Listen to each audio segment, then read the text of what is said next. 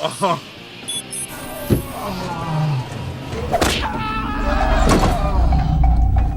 Huh? Where's... And so it went for generations, although few, if any, seemed to notice. I still remember the first time I watched Idiocracy laughing until tears streamed down my face. We always say it was prophetic. Back then, everything felt light. The stupidity was exaggerated. The characters were too over the top to be real, and there was a very clear sense of safety. This was just a comedy. We laughed because we believed we were standing outside the story. But that was only the version the studio wanted you to see. Did you know that Idiocracy once contained images suggesting that this decline did not begin with politics, but with adult behaviour? That there was a vision in which children were no longer taught to understand, only kept quiet with stimuli strong enough to hold their attention? And that there was once a scene in the White House which, if it had not been removed, would have killed Idiocracy's laughter entirely. 10 deleted scenes, each one a crucial fragment revealing just how dark Idiocracy might have been had audiences been allowed to see it whole. 10. The deleted sex scene. Idiocracy's most dangerous foundation. When Idiocracy begins, I once saw its opening as harmless. A quick, humorous montage explaining why future society becomes stupid. Educated people hesitate to have children while simple-minded people reproduce effortlessly. Everything is framed as a clever joke. You laugh, then accept the film's rules, but that was not the original version. In an early cut, Idiocracy included a very brief scene, a couple having sex in a pickup truck. Crude, rushed, mindless, no emotion, no thought. Taken on its own, it is just a vulgar, forgettable image barely worth noticing. The danger lies here: the scene does not stand alone. It is intercut directly with the opening montage about reverse selection. And with that juxtaposition alone, the film crosses the boundary of comedy. Idiocracy is no longer merely laughing at individual stupidity. It touches reproduction, social inheritance, and human responsibility. Subjects' audiences are not accustomed to confronting in a comedy. What makes the scene frightening is not sex itself, but the assumption behind it that bringing a human being into the world is not a neutral act.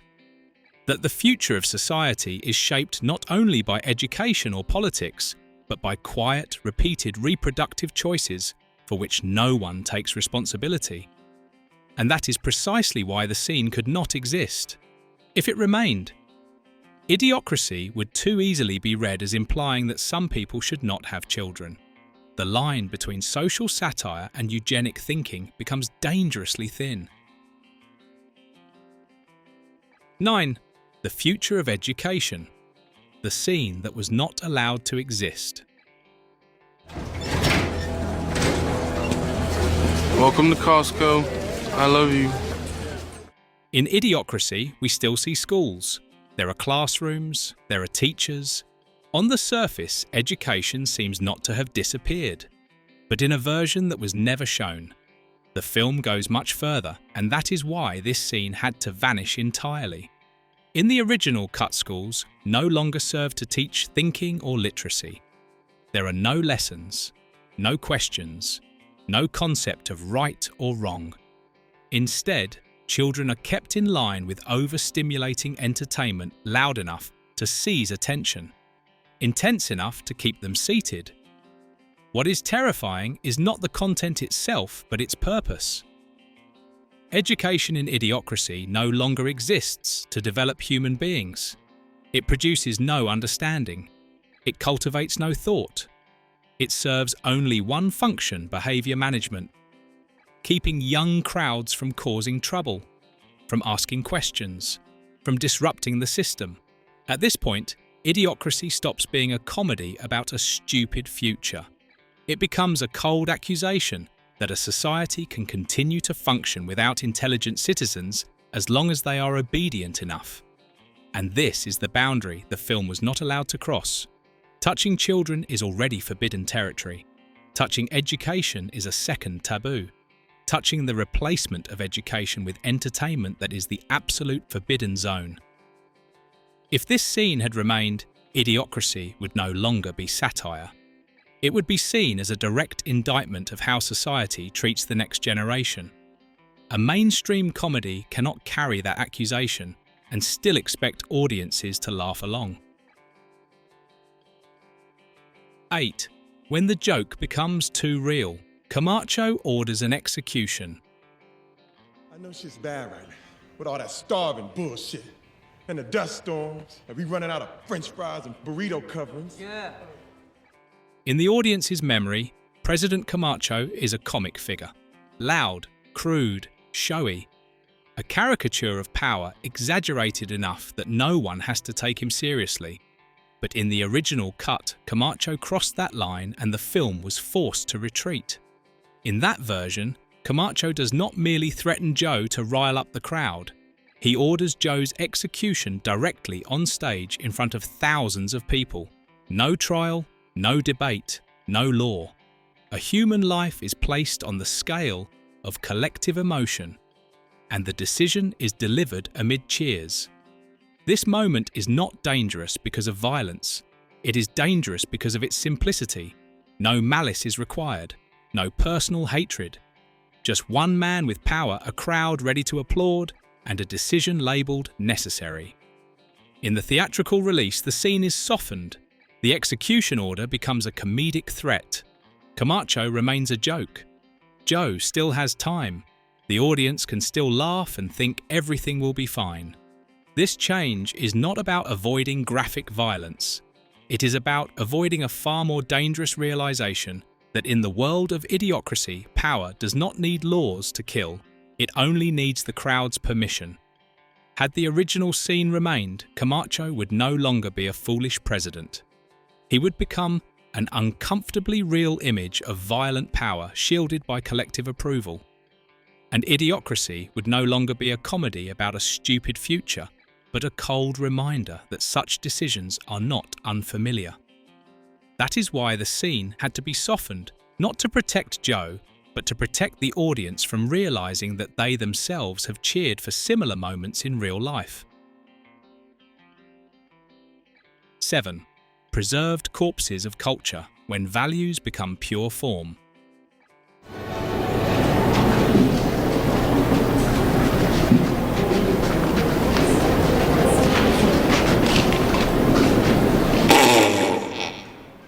Have you ever wondered why in Idiocracy the future society still has museums?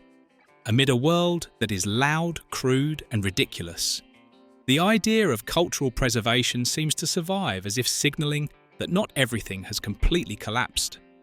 The film skims past this quickly, just enough for you to believe that however stupid, this society still maintains a shred of order, a minimum trace of civilization. What audiences never saw, however, is that this museum once existed in full, and it made the world of Idiocracy far more disturbing. In the original cut, Joe and Rita enter a museum operated with the same seriousness as any cultural institution. There are guides, explanations, a scientific objective tone. With one difference, what is displayed and honoured is farting, not as a fleeting gag, but as a heritage to be categorised, interpreted and preserved for future generations. The camera does not chase laughter. It stays still, allowing the viewer to observe the absolute seriousness of the space. No one inside the museum finds anything wrong. No one laughs. And in that moment, the most uncomfortable truth of Idiocracy is exposed culture has not disappeared. Only its shell remains, while its values have been completely drained. A member of the editing team later recalled that the scene lasted long enough for audiences to stop laughing. Test screenings became eerily quiet. Viewers began to understand that Idiocracy was not about a funny, stupid society, but about one that had legalized emptiness by dressing it in civilized form. That was when the studio decided to intervene. The museum scene was almost entirely removed. Idiocracy needed to be remembered as a satirical comedy. not as a cold conclusion that when culture is reduced to form, a lone collapse no longer requires violence. 6. The most dangerous moment, Joe in the White House.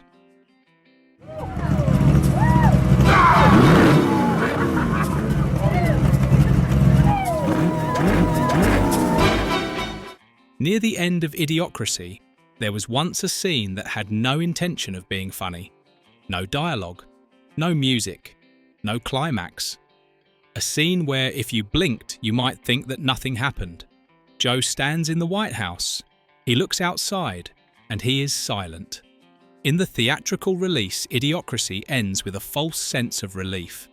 Joe solves the problem, the system seems to start working again, and audiences can leave the theatre thinking at least things turned out okay. This deleted scene completely shatters that feeling. That moment of silence is not a hero hesitating. It is a moment of recognition. Joe understands that he is not facing a problem with a quick solution. The issue is not a few stupid individuals, not a ridiculous president. It is a system that has been accepted, maintained, and defended by society itself, by the very people living inside it. What makes this scene dangerous is that it offers the audience no safe place to stand. Joe does not speak for us. He does not lecture. He does not point toward a way forward. He simply looks. And that silence forces viewers to confront a question the film never asks directly if you were there. What would you do? If this scene had remained, Idiocracy would have ended not as a satirical comedy, but as a quiet tragedy. No spectacular collapse, no gunshots. Only the late realization that not every broken system can be fixed by individual will. And that is why the scene was cut. Not because it was sad, but because it left audiences in a state of lingering unease, something a mainstream comedy is not allowed to do. Idiocracy needed laughter at the end. Joe, standing in the White House, did not allow that. 5. The deleted scene, when communication ends and intimacy begins elsewhere. We're sorry, you have reached a number that has been disconnected or is no longer in service. If you feel you have reached this recording in error, please check the number. There is a very small detail in Idiocracy that the theatrical cut never shows. Joe's phone call does not end with a goodbye. It ends with the line being cut. Here Joe is speaking. His girlfriend on the other end is still responding, still producing the familiar sounds of a normal conversation. And then, without warning, the call ends. Immediately after the deleted scene shows what the theatrical version did not keep, she instantly moves to be with another man. Everything happens as a smooth, natural substitution, as if Joe had never existed just moments before. In this scene, the situation is constructed very simply. Relationships are unstable, loosely bonded, easily replaced. There is no tragedy, no complex emotion. Everything unfolds quickly, seamlessly, almost reflexively. It is precisely this normalization that creates the humor, a dry, slightly uncomfortable laugh, very much in Mike Judge's style. Ideologically, this scene is a clear continuation of the dysgenics motif running throughout Idiocracy. Thoughtless behavior in the present accumulates into social consequences in the future. Here the film does not need to talk about intelligence or education. It chooses another path, a culture of casual, irresponsible relationships with no long-term planning. An environment where relationships are consumerist, easy to start, easy to end, requiring no commitment. Within the context of Idiocracy, this is not merely a matter of personal morality, but one link in a larger loop, where having children, forming families, and building a future are no longer treated as serious decisions. That is why this scene could not exist in the theatrical release. Not because it was too shocking or too offensive, but because it exposed a dangerous connection between seemingly harmless personal choices and the broader picture of societal decline in Idiocracy. 4. The maternity ward as an assembly line.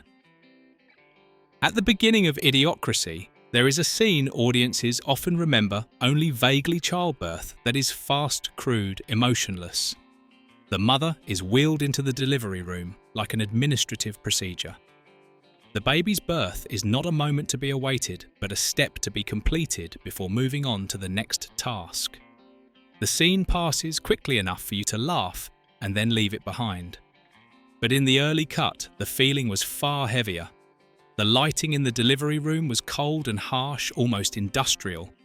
The space was arranged according to the logic of efficiency in process out. Machines occupied more of the frame than people. There was none of the confusion or panic typical of childbirth, and no tenderness either. Everything ran smoothly, precisely and completely without feeling. What is frightening is not the speed, but the attitude. No one in that room treats childbirth as a special event. It is handled like a step in a production line. The child appears not as a new life, but as a valid output of the system.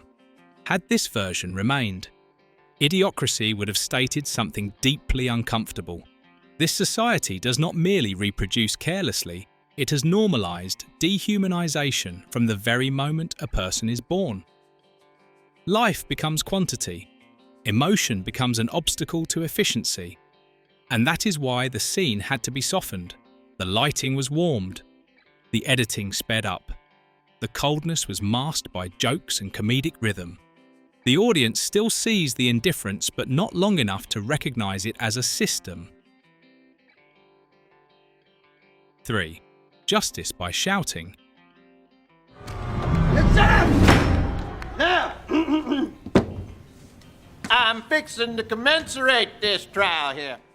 The courtroom scene in Idiocracy is often remembered as one of its funniest moments. A crowd yelling, cheering, deciding a person's fate through instant emotion. It is ridiculous, loud and absurd enough to make audiences laugh. But in the early cut, this scene was anything but light. The trial lasted longer, louder, more chaotic. The camera did not avoid the crowd, it stayed with them, letting the shouts collide and overlap without relief. The atmosphere felt closer to a medieval public execution than a futuristic joke. Justice is not mocked, it is swallowed whole. What makes this scene dangerous is how familiar it feels. No laws need to be explained. No arguments are required. The crowd only has to react. Those who are cheered live. Those who are booed disappear. The justice system is not based on truth or reason, but on the intensity of collective emotion. In the theatrical release, the scene was shortened. The editing became faster. The joke was pushed ahead of the sense of violence. Audiences could laugh at the absurdity instead of recognizing something far more disturbing, that this form of justice is not as alien as we would like to believe. Had the early cut remained, Idiocracy would no longer be a comedy about a stupid future. It would become a direct mirror, reflecting how mass power operates, where shouting replaces argument and the majority decides morality. And that is why the scene had to be softened. Not because it was too violent, but because it was too close to reality to remain a joke. 2. The IQ test. When stupidity becomes a ritual of humiliation. If you have one bucket that holds 2 gallons and another bucket that holds 5 gallons, how many buckets do you have? 2? Thank you. In the audience's memory, the IQ test scene in Idiocracy is a quick joke. Joe takes a few absurd test passes with ease and is declared the smartest man in the world. The scene serves its purpose perfectly to show that Joe is so normal he becomes a genius in a decayed society. But in the original cut, the process was anything but quick. Joe does not take a single test. He is subjected to a long sequence of meaningless, repetitive questions designed not to measure intelligence, but to test compliance. The questions lack logic. The devices are never explained. The conclusions are delivered mechanically coldly. What is frightening is not the stupidity of the system, but its attitude. Joe is not treated as a citizen to be evaluated, but as an object through which the system displays its power. The test here is not meant to understand a human being, it is meant to place him lower to be observed, judged and legally ridiculed. In the longer cut, Joe begins to look more like a victim than a protagonist. The laughter no longer targets the system but him, and at that moment, Idiocracy runs into a serious problem. The audience needs Joe to be the normal man among idiots, not someone humiliated by a meaningless system. That is why the scene was shortened. The pacing was accelerated, the repetition was cut. The focus shifted from humiliation to a comedic conclusion. Joe was restored to a safe position of empathy rather than becoming a mirror reflecting the system's quiet cruelty. 1. The deleted line, when the film almost pointed directly at the audience. According to some members of the crew, Idiocracy once had a line at the very end. No climax, no joke, no attempt to be memorable, just a short, cold sentence, almost unnecessary. This worked only because everyone let it happen. The line does not target any character in the film. It does not criticize a ridiculous president. It does not blame a stupid system. It points beyond the screen toward the audience. Had this line remained, Idiocracy would no longer end as a satirical comedy. It would end as a collective accusation. No one in the theatre could leave feeling outside the story because the line erases the safe distance between us and that stupid world over there. A mainstream comedy cannot do that. Not because audiences would fail to understand, but because they do not want to be placed in the position of accomplices. That line turns Idiocracy from a story about a fictional future into a commentary on the present where decline requires no conspiracy, only prolonged indifference.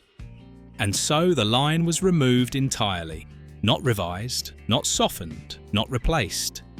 It simply vanished as if it had never existed.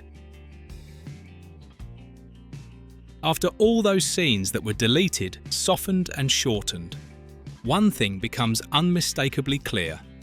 Idiocracy is not dangerous because it was prophetic. It is dangerous because it was once too honest. The version we see is a diluted one, smoothed out so the world on screen feels stupid enough, distant enough, and safe enough. A world to laugh at, not one to hold up as a mirror. The removed scenes do not leave the film lacking. They were taken away precisely because while they existed, Idiocracy stopped being a comedy. And you, which deleted scene surprised or unsettled you the most? Leave a comment below. And don't forget to like, share and subscribe to continue joining us as we explore the hidden layers behind Hollywood cinema.